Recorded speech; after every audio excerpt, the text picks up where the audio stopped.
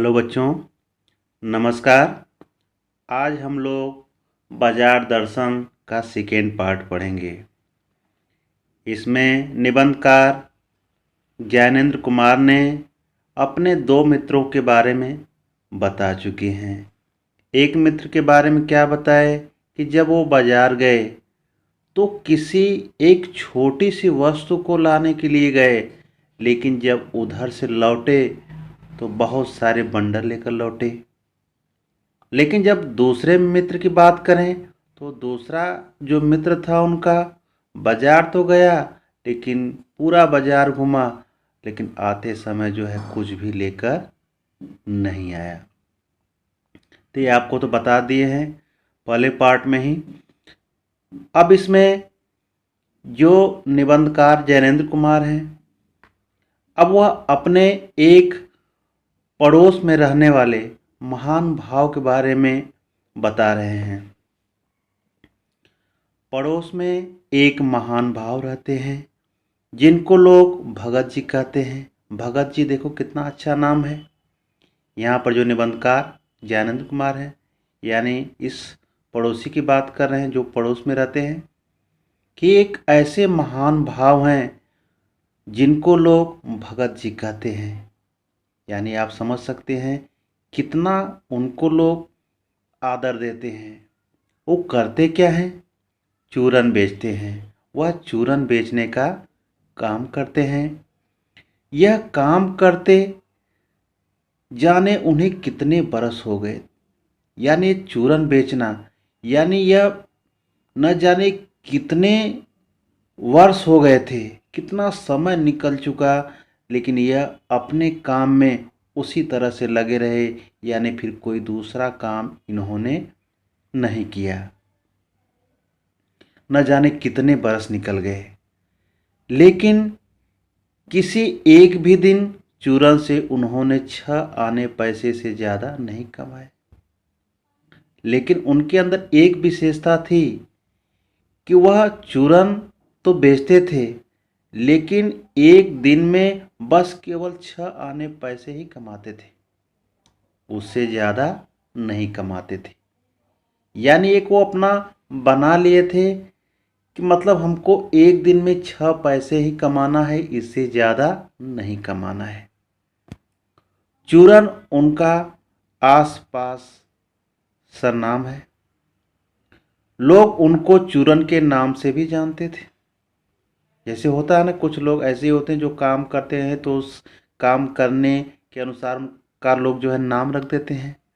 तो चूरन उनका आसपास सरनाम, लोग उनको चूरन के नाम से भी जानते थे। और खुद खूब लोकप्रिय है, और वो जो है लोगों के बीच में क्या है, लोकप्रिय भी हैं।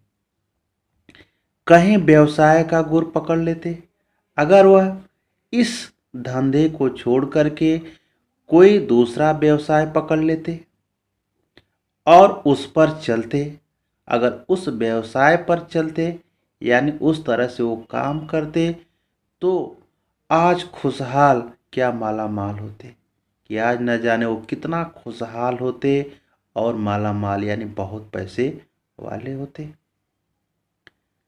क्या कुछ उनके पास ना होता, उनके पास क्या नहीं होता। इधर 10 वर्षों से मैं देख रहा हूँ, यानी यहाँ निबंधकार जो ज्ञानेंद्र कुमार हैं कह रहे हैं कि इनको हम 10 वर्ष से देख रहे हैं। उनका चूरन हाथों हाथ बिक जाता है। उनके चूरन की ये विशेषता थी कि वह हाथों हाथ ही बिक जाता था। आप समझ सकते हैं कि उस चूरन के अंदर क्या विशेषता थी कि लोग जो है उसको तुरंत खरीद लेते थे, पर वह न उसे थोक देते हैं। अगर वो चाहते तो लोगों को थोक भी देते तो बहुत पैसा कमा लेते, लेकिन वह लोगों को थोक भी नहीं देते थे। न व्यापारियों को बेचते हैं, न तो वो व्यापारियों को ही बेचते हैं। अगर वो ऐसा करते तभी वो बहुत पैसे वाले हो जाते। पेशगी आर्डर कोई नहीं लेते। पेशगी का मतलब जो लोग होते हैं ना, पैसा रुपया दे देते हैं पहले, तो ऐसा ऑर्डर भी नहीं लेते थे। कि भाई हम ऑर्डर ले लिए और कल जो है हम आपको दे देंगे, तो ऑर्डर भी नहीं लेते थे। बंधे वक्त पर अपनी चूरन की पेटी लेकर घर से बाहर हुए नहीं कि देखते देखते 6 आने की कमाई उनकी हो जाती। यानी बंधे वक्त पर, यानी जो उनका समय होता था, अपनी चूरन की पेटी लेकर जैसे ही वह घर से बाहर हुए नहीं कि लोग देखते ही देखते 6 आने की कमाई उनकी तुरंत हो जाती थी। अब आप समझ सकते हैं, यानी ये जैसे ही चूरन लेकर आते हैं, लोग इनके चूरन को क्या करते थे, खरीद लेते थे। यानी 6 आने की कमाई तुरंत हो जाती थी। अब 6 आने इनको मिल गया, इनका काम हो गया। अब उससे ज़्यादा जो है कमाने की इच्छा नहीं रखते थे। यानी एक दिन में कितना कमाते थे, बस 6 आने। 6 आने मिल गया, बस काम इनका हो गया। लोग उनका चूरन लेने को उत्सुक जो रहते हैं। ऐसे उनका चूरन कैसे खत्म हो जाता था, लोग उनके चूरन को लेने के लिए उत्सुक रहते थे कि मतलब वो कब आएंगे और हम लोग जो है उनका चूरन खरीद लेंगे। चूरन से भी अधिक शायद वह भगत जी के प्रति अपनी सद्भावना का दे देने को उत्सुक रहते हैं।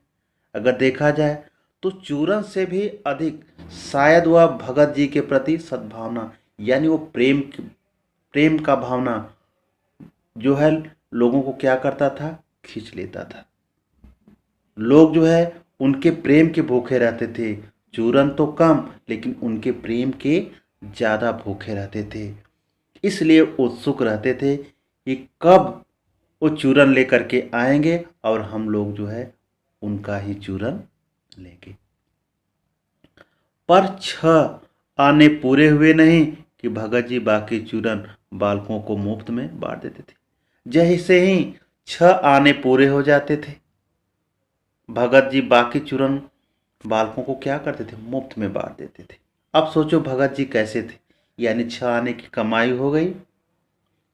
उनका जो टारगेट होता है 6 आने का, यानी 6 आने उनका टारगेट पूरा हुआ, तो बाकी जो बचा हुआ चूरन होता था वो क्या करते थे, बालकों में मुफ्त में बांट देते थे। कभी ऐसा नहीं हुआ है कि कोई उन्हें 25वां पैसा भी दे सके। कभी ऐसा नहीं हुआ कि कोई उन्हें 25वां पैसा भी दे दे। कभी चूरन में लापरवाही नहीं हुई।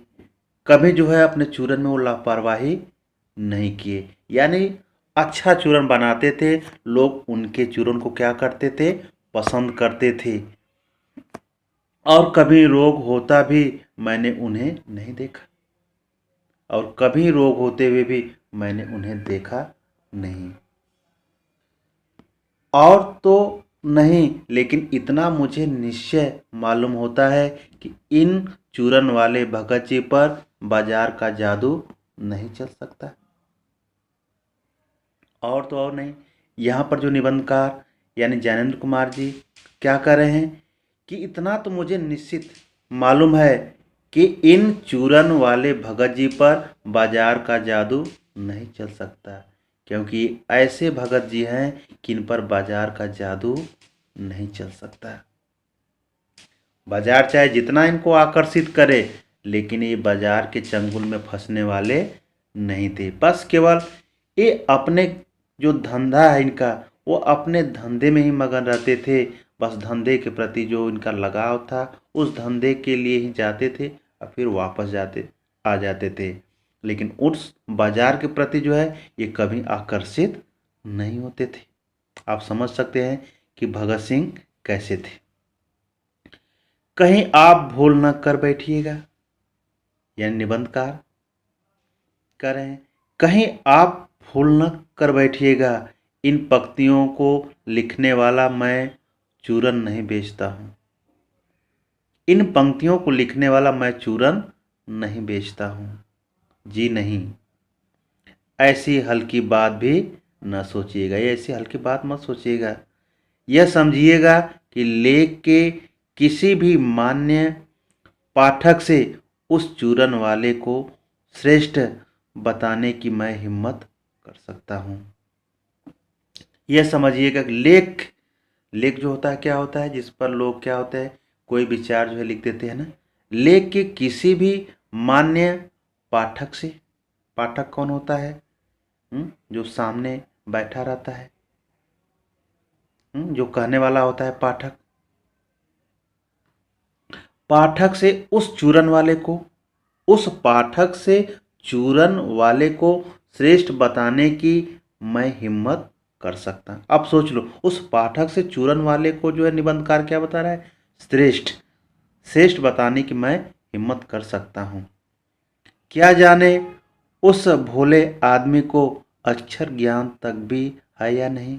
भोला आदमी कौन था, चूरन वाला, न जाने, है ना, उस भोले आदमी को अक्षर ज्ञान पढ़ा लिखा है कि नहीं है। और बड़ी बातें तो उसे मालूम क्या होगी, जब वो पढ़ा लिखा नहीं होगा, अक्षर ज्ञान नहीं होगा, तो बड़ी बातें उसे कैसे मालूम होगी। और हम आप न जाने कितनी बड़ी बड़ी बातें जानते हैं, और न जाने हम लोग जो है कितनी बड़ी बड़ी बातें जानते हैं। वह पढ़ा होगा कि नहीं पढ़ा, हो सकता है अनपढ़ हो। इससे यह तो हो सकता है कि वह चूरन वाला भगत हम लोगों के सामने एकदम नाचीज आदमी हो, है ना। कहने का मतलब यहाँ पर जो निबंधकार हैं क्या कर रहे हैं कि इससे यह तो हो सकता है कि वह चूरन वाला भगत, जो चूरन बेचने वाला भगत है, वह हम लोगों के सामने एकदम नाचीज आदमी है। नाचीज का मतलब क्या होता है, महत्वहीन। लेकिन आप पाठकों की विद्वान श्रेणी का सदस्य होकर भी मैं यह स्वीकार नहीं करना चाहता हूँ कि उस अपदार्थ प्राणी को वह प्राप्त है जो हम में से बहुत कम को शायद प्राप्त है। लेकिन आप पाठकों, यानी निबंधकार जो है पाठक लोग को कह रहा है कि विद्वान श्रेणी का सदस्य होकर, यानी विद्वान श्रेणी का सदस्य होकर भी मैं यह स्वीकार करना चाहता हूँ, स्वीकार नहीं करना चाहता हूँ। क्या नहीं स्वीकार करना चाहता हूँ कि उस अपदार्थ प्राणी को वह प्राप्त है जो हम में से बहुत कम को शायद प्राप्त हो। उसके अंदर जो गुण है, जो विशेषता है, जो उसको प्राप्त है, शायद ऐसा हो कि वो हम लोग के अंदर न हो, शायद कम प्राप्त हो। उस पर बाजार का जादू वार नहीं कर पाता। उसके अंदर क्या विशेषता है कि उस पर बाजार का जादू जो है वार नहीं कर पाता है। और लोग जाते हैं तो उन पर वार कर देता है, उनको क्या करता है, अपने चंगुल में फंसा लेता है, आकर्षित कर लेता है। लेकिन उससे, उस पर बाजार का जादू नहीं कर पाता है। माल बिछा रहता है चारों तरफ, जो है क्या होता है, माल बिछा रहता है, माल यानी सामान बिछा रहता है, और उसका मन अडिग रहता है। लेकिन उसका मन एकदम अडिग रहता है। पैसा उससे आगे होकर भीख तक मांगता है, पैसा उससे आगे होकर भीख तक मांगता है कि मुझे लो। कहने का मतलब उसका काम था, उसका ऐसा पेशा था कि वह पैसा आकर उससे भीख मांगता था कि मुझे लो। लेकिन उसके मन में पैसे पर दया नहीं समाती। लेकिन वह ऐसा आदमी था कि उसके अंदर दया नहीं समाती थी, उसको पैसे का लालच नहीं था। वह निर्मम व्यक्ति पैसे को अपने आहत गर्भ में बिलखता ही छोड़ देता है। वह पैसे की कीमत नहीं समझता है, वह उसको बिलखता ही क्या करता है, छोड़ देता है।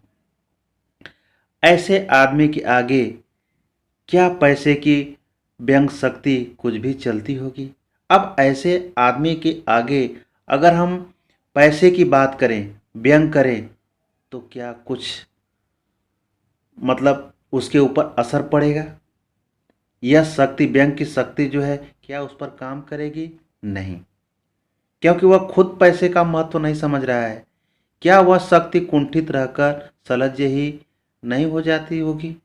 यानी वह पैसे, वह जो शक्ति है खुद वह कुंठित हो जाती होगी, है ना, सलज्ज ही न हो जाती होगी। पैसे की व्यंग शक्ति की सुनिए। अब पैसे की व्यंग शक्ति जो होती है, जिसके पास पैसा होता है वहाँ पर व्यंग भी होता है। पैसे के द्वारा लोग क्या करते हैं, व्यंग करते हैं एक दूसरे पर। और पैसे की व्यंग सुनिए यहाँ पर दिया गया है, यह दारुण है। क्या है यह? दारुण का मतलब होता है भयंकर। मैं पैदल चल रहा हूँ कि पास ही धूल उड़ाती निकल गई मोटर। अब देखो ये पैसे की गर्मी हो गई ना, इसमें कैसी शक्ति है देखिए। वह भयंकर यानी अपने आगे जो है कुछ समझती नहीं है। मैं पैदल चल रहा हूँ कि पास से धूल उड़ाती निकल गई मोटर। मैं तो पैदल चल रहा हूँ, लेकिन कोई आदमी जो है मोटर से आ रहा है और धूल उड़ाते हुए चला जा रहा है। तो एक तरह से देखा जाए तो ये क्या है, यहाँ पर पैसे की शक्ति है। उसके पास पैसा है तो पैसा है तो क्या कर रहा है, मतलब जो जाने आने वाले हैं उनका ध्यान नहीं दे रहा है, बल्कि क्या है, मोटर से जाते हुए धूल उड़ाते हुए जा रहा है। हम्म? आप समझ सकते हैं। वह क्या निकली मेरे कलेजे को कौती एक कठिन व्यंग की, लीखें आर पार हो गई। वह क्या निकली यानी मोटर सामने से निकली। अब तो एक तरह से क्या है, मेरे कलेजे को कौती यानी वह धूल उड़ाती गई, यानी मेरे कलेजे को क्या कर रही है, यानी चोट दे रही है। एक कठिन व्यंग की लिखी, एक कठिन व्यंग जो होता है ना, कठिन व्यंग की लिखी आर से पार हो गई। यानी वो देखते ही देखते जैसे क्या मालूम पड़ रहा था, मेरे कलेजे को जो है चीरती हुई जो है आगे निकल गई। जैसे किसी ने आंखों में अंगुली देकर दिखा दिया हो कि देखो उसका नाम है मोटर। जैसे वह मोटर सामने से निकलती है तो जैसे मालूम पड़ रहा था कि मेरे आंखों में अंगुली देकर कोई दिखा रहा है, देखो उसका नाम है मोटर, उसका नाम ही है मोटर, और तुम उससे वंचित हो, तुम मोटर नहीं कर सकते हो, क्योंकि मोटर उसके पास पैसा है, उसके पास मोटर है। जब उसके पास पैसा है तो उसके पास क्या है, मोटर है। तुम्हारे पास मोटर, पैदल चल रहे हो कहने का मतलब तुम उनसे वंचित हो, तुम मोटर नहीं खरीद सकते हो। यहाँ पर क्या है, एक तरह से पैसे की जो व्यंग शक्ति है, यानी पैसे को यहाँ पर महत्व दिखाया गया है। यह मुझे अपनी ऐसी विडंबना मालूम होती है कि बस पूछिए नहीं। यानी ऐसी विडंबना, अब पूछिए मत, मतलब क्या है कि यह क्या चीज़ है, ये आदमी के सामने ऐसा क्यों होता है। तो लोग क्या होते हैं, सोचने पर मजबूर हो जाते हैं। मैं सोचने को हो जाता हूँ, यानी आदमी क्या होता है जब उसके साथ ऐसी घटना घटती है या फिर उसके सामने जो है ये सब दिखता है, तो वह आदमी क्या होता है, सोचने पर मजबूर हो जाता है। क्या कहता है, हाय ये ही माँ बाप रह गए थे, यही माँ बाप रह गए थे जिनके यहाँ मैं जन्म लेने को था। यानी माँ बाप को लोग ऐसे क्या करते हैं, कोसते हैं, है ना, कि ऐसे माँ बाप के घर मैंने जन्म क्यों ले लिया। हम्म मुझे तो ऐसे माँ बाप के घर जन्म लेना चाहिए था जिसके घर मोटर हो, है ना, ऐसे घर मुझे जन्म लेना चाहिए था जहाँ मोटर हो, वहाँ पर मैं मोटर में बैठ करके सफ़र करता। उस व्यंग में इतनी शक्ति है कि जरा में मुझे अपने सगों के प्रति कृतज्ञ कर सकती है। अब सोचो कि उस व्यंग में इतनी शक्ति है कि जरा में यानी थोड़े समय में ही वह सगों जो अपने सगे संबंधी हैं, उनके प्रति भी कृतज्ञ कर सकती है। यानी कृतज्ञ यानी अलग कर सकती है। कृतज्ञ का मतलब होता है जो उपकार मानने वाला नहीं है, यानी उनसे क्या करती है, अलग कर सकती है। लेकिन क्या लोक वैभव की यह व्यंग शक्ति, लोक वैभव जो ऐशो आराम होता है, लेकिन क्या लोक वैभव की यह व्यंग शक्ति उस चूरन वाले अकिंचित कर यानी अर्थहीन मनुष्य के आगे चूर चूर होकर ही नहीं रह जाती। अगर ऐसा लोक वैभव यानी ऐसी व्यंग शक्ति जो है उस चूरन वाले जो अर्थहीन मनुष्य है उसके आगे क्या हो जाएगी, चूर चूर हो जाएगी। क्योंकि ये भी पैसा वाले बन रहे हैं, लेकिन वह मनुष्य जो है उस पैसे का महत्व नहीं देता है। यानी उस आदमी के आगे जो है यह लोक वैभव क्या हो जाएगा, चूर चूर हो जाएगा, मतलब पानी पानी हो जाएगा। जिस तरह से ये भगत जो है पैसे का महत्व नहीं देते हैं। तो वह क्या बल है, तो वह क्या बल है जो इस तीखे व्यंग के आगे ही अजेय ही नहीं रहता, बल्कि मानो उस व्यंग की क्रूरता को ही पिघला देता है। करने का मतलब वो ऐसा बल होता है जो तीखे व्यंग के आगे भी क्या होता है, अजेय होता है। यानी उसको पराजय करने वाला कोई नहीं रहता। ऐसा बल होता है जिसके पास पैसा ज़्यादा होता है, बल्कि मानव उस व्यंग की क्रूरता को ही क्या करता है, पिघला देता है। उस बल का नाम जो दो, उस बल का आप नाम जो भी दे सकते हैं। यानी कौन से बल का, जिसके पास पैसा हो, पैसे की गर्मी हो, है ना, हाँ, वो क्या हो, पूरी तरह से व्यंग से भरा हो। उस बल को नाम जो भी दो, पर वह निश्चय उस तल की वस्तु नहीं है। आप जो भी नाम दो, लेकिन वह निश्चय उस तल की वस्तु नहीं है। जितना उसका महत्व समझना चाहिए उतना वो महत्व नहीं रखती है। जैसे जहाँ पर सांसारी वैभव फलता फूलता है, जहाँ पर सांसारी वैभव क्या होता है, फलता फूलता है, लोग हंसते हंसते बोलते हैं ना, वह कुछ अपर जाति का तत्व है, वह कुछ अलग ही दिखता है। लोग स्पिरिचुअल कहते हैं, आत्मिक, धार्मिक, नैतिक कहते हैं। मुझे योग्यता नहीं कि मैं उन शब्दों में अंतर देखूं। मेरे पास उतनी योग्यता नहीं है, क्षमता नहीं है कि मैं उन शब्दों में अंतर देखूं। ऐसे शब्दों में मैं अंतर देखूं और प्रतिपादन करूं और सबके सामने क्या करूं, व्यक्त करूं। मुझे शब्द से सरोकार नहीं, मुझे शब्द से सरोकार नहीं।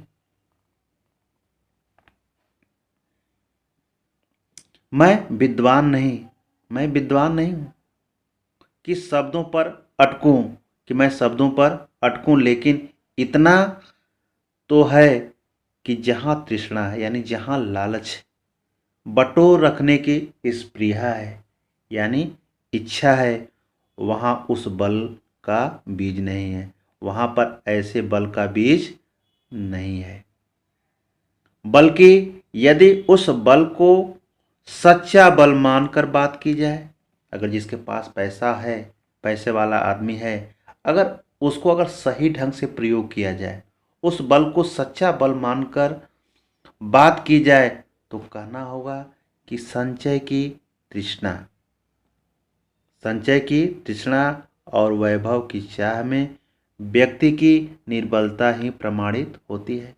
लोग क्या करते हैं, उनके अंदर जो होता है खरीदने की शक्ति या फिर ऐशो आराम की चाह होती है ना, तो अगर ऐसा व्यक्ति चाहता है तो ऐसा व्यक्ति क्या होता है, हमेशा निर्बल यानी कमजोर ही दिखता है, हैं? प्रमाणित है, यही प्रमाणित है, मतलब हमेशा वो निर्बल यानी कमजोर ही दिखाई देगा। निर्बल ही धन की ओर झुकता है। निर्बल जो बिना बल का हो, कमजोर हो, वही व्यक्ति क्या करता है, धन की ओर झुकता है। वह अबलता है, वह क्या है, अबल यानी कमजोर, असहाय है। वह मनुष्य पर धन की ओर, वह मनुष्य पर धन की और चेतन पर जड़ की विजय है। वह मनुष्य पर धन की विजय और चेतन पर किसकी विजय होती है, जड़ की विजय होती है। जड़ यानी क्या होता है, मूर्ख।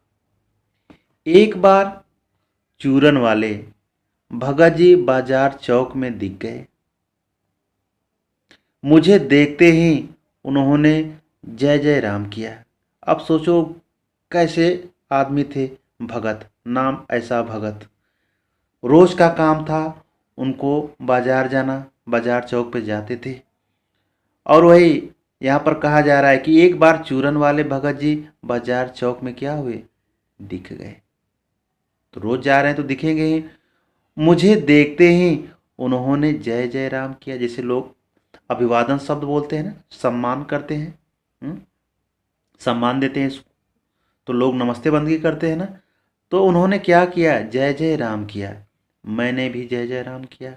लोग हमको कोई नमस्ते कहेगा, प्रणाम कहेगा, तो हम भी तो उसको बोलेंगे कुछ। ऐसा नहीं है कि हम कुछ अशब्द बोलेंगे।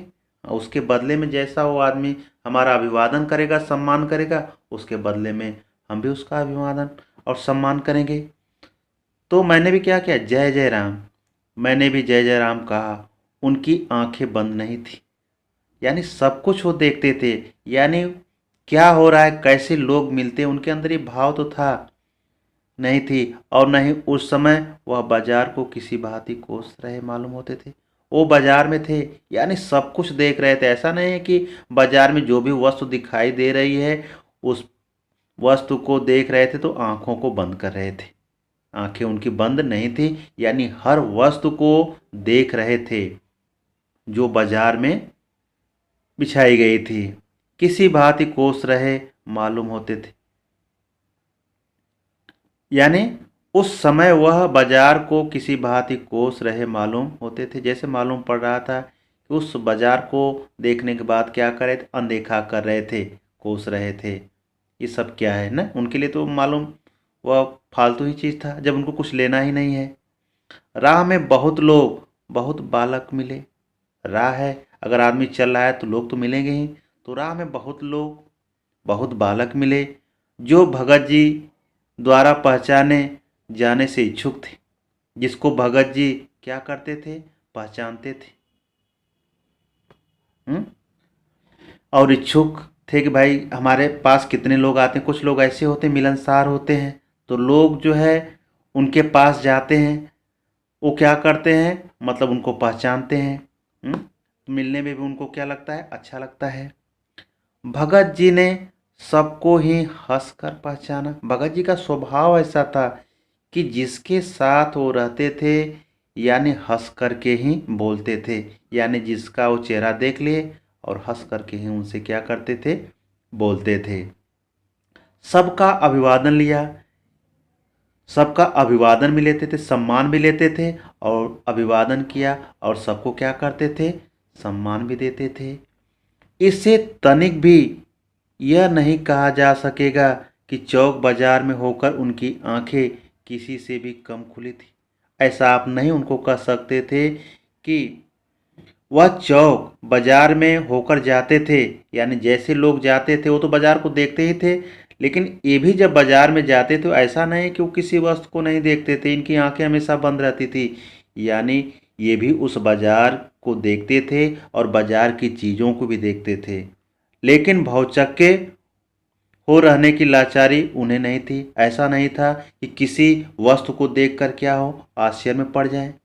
ऐसा भी नहीं होता था। व्यवहार में पशु पे उन्हें नहीं था और खोए से खड़े नहीं वह रह जाते थे। ऐसा नहीं किसी वस्तु को देखे और देखते ही रह गए, है ना। भांति भांति के बढ़िया माल से चौक भरा पड़ा है। यानी अलग अलग तरह, यानी बढ़िया बढ़िया जो है माल उस चौक में भरा पड़ा था। उस सबके प्रति अप्रीत, यानी उन सबके प्रति जो है उनका प्रेम प्रदर्शित नहीं हो रहा था। इस भगत के मन में नहीं है, इस भगत के मन में वैसी बात नहीं थी कि भाई ये चीज़ अच्छी लग रही इसको हम ले लें। यानी उसके प्रति जो है प्रेम उमड़ नहीं रहा था। जैसे उस समूचे माल के प्रति भी उसके मन में आशीर्वाद हो सकता है, उस समूचे माल के प्रति भी उनके मन में आशीर्वाद हो सकता है, विद्रोह नहीं। यानी आशीर्वाद यानी अच्छी सोच हो सकती है, लेकिन जलन की भावना उनके अंदर नहीं रहती थी। प्रसन्नता ही भीतर है, क्योंकि कोई रिक्त भीतर नहीं है, क्योंकि हमेशा वो प्रसन्न रहते थे। उनके अंदर जो है कुछ भी ऐसी बात नहीं थी, एकदम खालीपन नहीं था कि और भी कुछ सोचे हो। वो तो भगत जैसा नाम था वैसा उनका काम था। देखता हूँ कि खुली आँख तुष्ट और मग्न वह चौक बाजार में से चलते चले जाते हैं। यानी तुष्ट और मग्न, संतुष्ट थे पूरी तरह से, यानी मग्न भी थे। मग्न यानी खुश थे। वह चौक बाजार में से चलते चले जाते हैं। उस चौक बाजार में से वो चलते जा रहे थे, चलते जा रहे थे। राह में बड़े बड़े फैंसी स्टोर पड़ते थे। रास्ते में तो बहुत सारे फैंसी स्टोर भी उनको मिले, लेकिन कोई उनको प्रभावित नहीं कर पा रहा था। उसी तरह से वो पड़े रह जाते थे। कहीं भगत नहीं रुकते थे। भगत के अंदर एक विशेषता थी, बहुत बड़ी विशेषता थी, कि वो कहीं रुकते नहीं थे। रुकते हैं तो एक छोटी पंसारी की दुकान पर ही रुकते हैं। बस केवल एक ही जगह रुकते थे, एक छोटी सी दुकान थी, उसी दुकान पर वो रुकते थे। वहाँ दो चार अपने काम की चीज़ें ले ली। वहीं पर जो दो चार काम की चीज़ें होती थी, वहाँ से क्या करते थे, वो ले लेते थे और चले आते हैं। लेने के बाद वहाँ से चले आते हैं। बाजार से हठपूर्वक विमुखता उनमें नहीं थी। ऐसा नहीं कि बाजार में आए तो हठपूर्वक नहीं होता है लोग, चलो भाई इस चीज़ को हम देख लेते हैं, चाहे इस चीज़ को हम ले लेते हैं, उनमें ये भाव नहीं था। लेकिन अगर उन्हें जीरा और काला नमक चाहिए तो सारे चौक बाजार की सत्ता उनके लिए तभी तक है, तभी तक उपयोगी है जब तक वहाँ जीरा मिलता है। अब सोच लीजिए आप, लेकिन अगर उन्हें अगर जीरा और काला मिर्च चाहिए, काला नमक चाहिए, जीरा और काला नमक चाहिए, तो सारे चौक बाजार की सत्ता उनके लिए तभी तक उपयोगी है, उनके लिए तभी तक वो जो है मायने रखती है, उपयोगी है, जब तक वहाँ जीरा मिलता रहेगा। अगर जीरा वहाँ नहीं मिलेगा तो समझ लीजिए वो बाज़ार में कभी आएंगे भी नहीं, क्योंकि उनको ज़रूरत थी जीरा और काला नमक। अब इसीलिए वो कहाँ आते थे, चौक बाज़ार में आते थे। अगर उनको वहाँ नहीं मिलेगा तो शायद जो है फिर उस बाज़ार में नहीं आएंगे। अब वो करते क्या थे, ज़रूरत भर जीरा वहाँ से ले लिया, जितना उनको ज़रूरत होती बस उतना ही जीरा ले लेते थे। फिर सारा चौक उनके लिए आसानी से नहीं के बराबर हो जाता था। अब जैसे ही वह जीरा ले लेते थे कि सारा चौक जो है उनके लिए आसानी, यानी ना के बराबर, बस उनका काम हो गया। फिर उस बाज़ार से वो निकल जाते थे। ये नहीं देखते थे कि बाज़ार में क्या दिख रहा है। तो कहने का मतलब बाज़ार उनको पूरी तरह से आकर्षित नहीं कर पा रहा था। वह जानते हैं कि जो उन्हें चाहिए वह है जीरा नमक। उनको जो चाहिए, क्या उनको चाहिए था, जीरा और नमक। बस इस निश्चय प्रतीति के बल पर से सब चांदनी चौक का आमंत्रण, प्रतीति के बल पर से सब चांदनी चौक का आमंत्रण उन पर व्यर्थ होकर बिखरा रहता है। जो चांदनी चौक का आमंत्रण नहीं होता है बाजार में, बाजार क्या होता है, लोग को आमंत्रण देता है, बुलाता है कि भाई आओ यहाँ, इस चीज़ को देखो। लेकिन वह आमंत्रण उनको जो है क्या करता था, व्यर्थ, यानी उस बाजार का कोई उनके ऊपर असर नहीं पड़ता था, आमंत्रण उन पर व्यर्थ होता था। चौक की चांदनी दाएं बाएं भूखी फैली रह जाती थी। जो चौक की जो चांदनी, यानी चारों तरफ जो है अच्छा वातावरण था ना, बहुत सारी वस्तुएं दिखती थी, भूखी रहती थी कि मतलब आए और यहाँ पर देखें और कुछ वस्तुएं यहाँ से ले जाएं। लेकिन ऐसा कुछ भी उनके ऊपर नहीं पड़ता था, क्योंकि भगत जी को जीरा चाहिए था। उनको किसी वस्तु की ज़रूरत नहीं थी, उनको तो बस केवल जीरा चाहिए था। वो तो कोने वाली पंसारी की दुकान से ही मिल जाता है। और वो कहाँ मिलता है, जो एक छोटी सी दुकान पंसारी की है वहीं पर वो मिल जाता है, और वहाँ से सहज भाव से ले लिया गया। अब उसको क्या है, एक कम जो होता है ना, कम दाव में वो ले लेते थे। इसके आगे आसपास अगर चांदनी बिछी रहती है तो बड़ी खुशी से बिछी रहे, भगत जी से बेचारी का कल्याण ही चाहते हैं।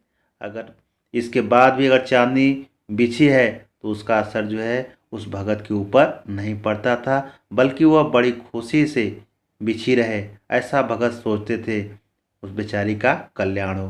भाई हम नहीं ले रहे हैं, कोई दूसरा सामान ले, है ना। यहाँ मुझे ज्ञात होता है कि बाजार को सार्थकता भी वही मनुष्य देता है जो जानता है कि वह क्या चाहता है। बाजार को सार्थकता भी वही मनुष्य देता है। कौन से मनुष्य? जो जानता है कि वह क्या चाहता है, वह क्या चाहता है। और जो नहीं जानते हैं कि वे क्या चाहते हैं, अपनी परचेजिंग पावर के गर्व में अपने पैसे से केवल एक विनाशक शक्ति, शैतानी शक्ति, व्यंग की शक्ति ही बाजार को देते हैं। कभी क्या होता है, मनुष्य अपने जो ज़रूरत की वस्तु होती है उस वस्तु को ही लेता है। तो इसमें बाजार की क्या है, सार्थकता होती है कि भाई बाजार सोचता है कि हमारे यहाँ ये चीज़ है, आदमी की ज़रूरत है हमको, और यहाँ से वो ले जा रहा है। लेकिन कुछ लोग ऐसे भी होते हैं, उनके अंदर जो है पैसे की गर्मी होती है। पैसे है तो खरीदने के लिए जाते हैं कुछ और खरीद के लेके आते हैं कुछ और। न तो वे बाजार से लाभ उठा सकते हैं और न उस बाजार का सच्चा लाभ दे सकते हैं। कुछ लोग ऐसे होते हैं, है ना, न तो बाजार से लाभ उठा सकते हैं, मतलब जो उनको चाहिए वो नहीं लेते हैं, बल्कि अनावश्यक चीज को लेते हैं। न उस बाजार को सच्चा लाभ, तो उस बाजार को सच्चा लाभ कहाँ मिला। वे लोग बाजार का बाजारूपन बढ़ाते हैं। ऐसे लोग क्या करते हैं, बाजार का बाजारूपन बढ़ाते हैं, जिसका मतलब है कि कपट बढ़ाते हैं। जिसका मतलब है कि कपट बढ़ाते हैं। कपट की बढ़ती का अर्थ परस्पर में सद्भाव की घटी। इस सद्भाव के हास पर आदमी आपस में भाई भाई और सहृदय और पड़ोसी फिर रह ही नहीं जाते। अगर ये भाव आदमी के अंदर हो जाए तो एक क्या होता है, एक अलग विचार एक दूसरे के प्रति हो जाता है। न तो भाई भाई रह जाता है, न तो पड़ोसी पड़ोसी रह जाता है, और आपस में कोरे गाहक और बेचक की तरह व्यवहार करते हैं, मानो दोनों एक दूसरे को ठगने के घात में हो। अगर देखो ग्राहक के अंदर ये भाव हो जाए कि हम कहीं भी जाएं वहाँ पर हमको सामान अच्छा मिले, और जो बेचने वाला है अगर वो व्यवहार कुशल हो तो ठीक है। अब यहाँ पर जो बेचने वाला होता है, जो दुकानदार होता है, जो बाजार के लोग होते हैं, वो करते हैं क्या है कि सोचते हैं हम कितना दूसरों को क्या करें, ठग दें, ये भाव होता है। तो मानव दोनों एक दूसरे को क्या करना चाहते हैं, ठगने के घात में हों। एक की हानि में दूसरे का अपना लाभ दिखता है। अगर एक की हानि हो तो दूसरे को क्या होता है, अपना लाभ दिखता है। और यह बाजार का बल्कि इतिहास का सत्य माना जाता है। ऐसे बाजार को बीच में लेकर लोगों में आवश्यकताओं का आदान प्रदान नहीं होता है, बल्कि शोषण होने लगता है। तब कपट सफल होता है, निष्कपट शिकार होता है। ऐसे बाजार मानवता के लिए विडंबना है, और जो ऐसे बाजार का पोषण करता है, जो उसका शास्त्र बना हुआ है, वह अर्थशास्त्र सरासर क्या है, अवधा है। वह मायावी शास्त्र है, वह अर्थशास्त्र अनीति शास्त्र है। लोग क्या करते हैं, दूसरे को नुकसान पहुंचाने में ही अपना लाभ समझते हैं। तो वह आवश्यकताओं का आदान प्रदान नहीं होता है, बल्कि शोषण होने लगता है। वहाँ पर क्या होने लगता है, शोषण होने लगता है। तब कपट सफल होता है। वहाँ पर क्या होता है, कपट हावी हो जाता है, और निष्कपट क्या होता है, वह शिकार हो जाता है। ऐसे बाजार मानवता के लिए विडंबना। ऐसे बाजार जो अच्छे नहीं होते हैं, जहाँ पर लोगों को क्या होता है, नुकसान होता है। और जो ऐसे बाजार का पोषण करता है, जो ऐसे बाजारों का महत्व देता है, जो उसका शास्त्र बना हुआ है, वह क्या है? वह अर्थशास्त्र सरासर औधा है। अच्छा नहीं है, वह क्या है? मायावी है, यानी माया में फंसाकर आपको क्या करता है? नुकसान पहुंचाता है। वह अर्थशास्त्र अनीति शास्त्र है, वह नीति शास्त्र नहीं बल्कि वह अनीति शास्त्र है। वहाँ से आपको नुकसान ही नुकसान होगा। तो चलो, ये हमारा सेकेंड पार्ट आज पूरा हुआ।